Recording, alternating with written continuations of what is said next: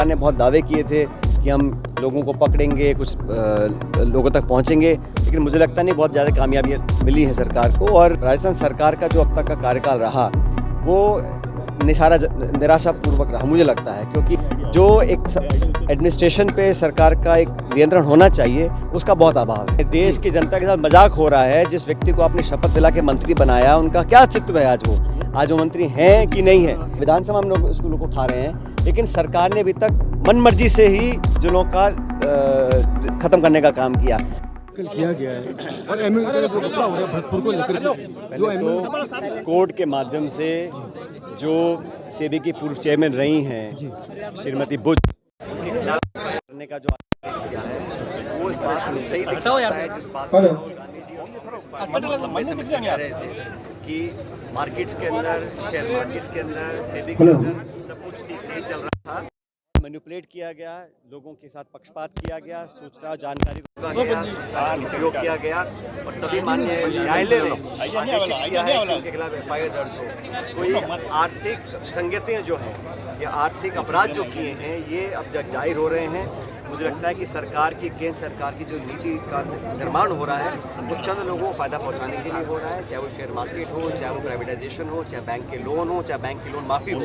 इन सभी पर चर्चा होनी चाहिए और जैसा राहुल गांधी जी कहते हैं, हमारी पार्टी कहती है कि एक जेपीसी बने और जो अब तक गड़बड़ घोटाले हुए हैं, लाखों करोड़ की चोरी हुई है, बैंकों को चूना लगाया गया है, उस सब का पर्दाफाश हो रहा है। और ये जो एफआईआर के आदेश हुए हैं ये इस दिशा में संकेत करता है कि आने वाले समय इन सब लोगों को जनता के बीच जाना पड़ेगा, सच्चाई बतानी पड़ेगी। रीट में अभ्यर्थियों की जनेऊ उतारी जा रही है, उसको लेकर क्या कहेंगे आप?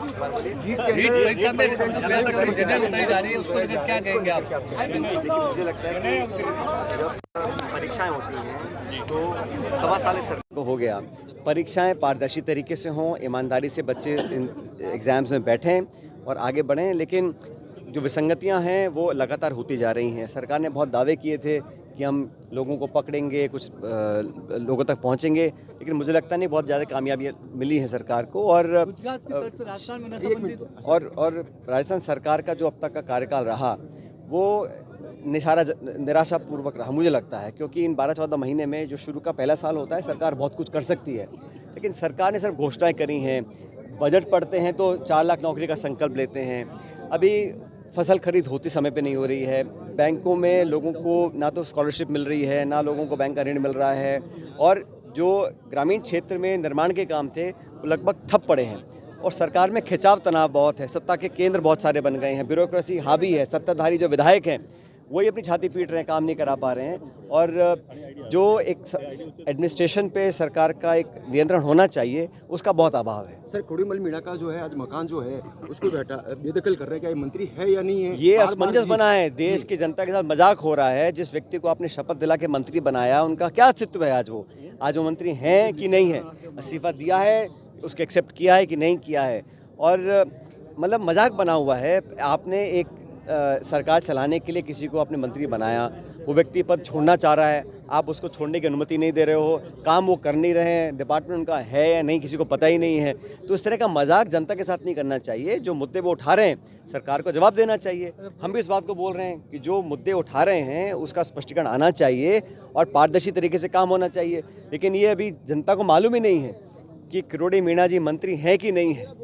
वो कहते हैं मैं छोड़ चुका हूँ, मुख्यमंत्री उनका इस्तीफा एक्सेप्ट नहीं कर रहे हैं, तो असमंजस बना हुआ है, मजाक बना हुआ है। पूर्व सरकार द्वारा जो बने थे, चंबाक बने थे, 1 साल के बाद सरकार ने उसमें छेड़खानी करी है, रद्द कर दिया है। और मैं बार बार कहता हूँ अगर जिलों के निर्माण अगर आप नहीं करा पाते हो, जो हमने करे थे उनको आप ख़त्म करना चाहते, एक मापदंड तो हो, उसका क्षेत्रफल है या उसकी जनसंख्या है। बिना मापदंड के आप मनमर्जी से जिलों को बना रहे हो, बिगाड़ रहे हो, ये गलत है। आज पूरे प्रदेश में इसका विरोध हो रहा है, विधानसभा में लोग इसको उठा रहे हैं, लेकिन सरकार ने अभी तक मनमर्जी से ही जिलों का ख़त्म करने का काम किया। अगर कोई मापदंड बनता तो हम लोग कह सकते थे इस मापदंड में ये जिले फिट नहीं आ रहे हैं। जहां मन किया वहां जिले अपने बरकरार रखे, जहां मन नहीं किया वहां अपने जिले हटा दिए। तो मनमानी से काम हो रहा है और कोई इसका साइंटिफिक तरीका, कोई मापदंड इन्होंने बनाया नहीं है, मनमर्जी से काम कर रहे हैं। सर, जो भरतपुर के जो MOU हुए थे, पंजाब में जो कांग्रेस की स्थिति हो, राजस्थान नहीं हो, इसको लेकर क्या कर रही है कांग्रेस? कांग्रेस मजबूती से काम कर रही है, कांग्रेस संगठन मजबूती से आगे बढ़ रहा है, सब नेता लोग मिलकर काम कर रहे हैं। हर जिले, ब्लॉक तक, मंडल तक हमारा संगठन बन चुका है और सरकार को कटघरे में हम खड़ा करने का काम कर रहे हैं। जब भी सदन के अंदर चर्चा होती है, सरकार बैकफुट पे होती है, मंत्री जवाब नहीं दे पा रहे हैं और सरकार को अपने गले में झांकना चाहिए कि 1.25 साल में आपने जनता में जो वादे किए थे कितने पूरे किए। सर भरतपुर के अंदर जो एमओयू हुए वो कितने फर्जीवाड़े में हुए, जो निर्माण कार्य हो चुके थे।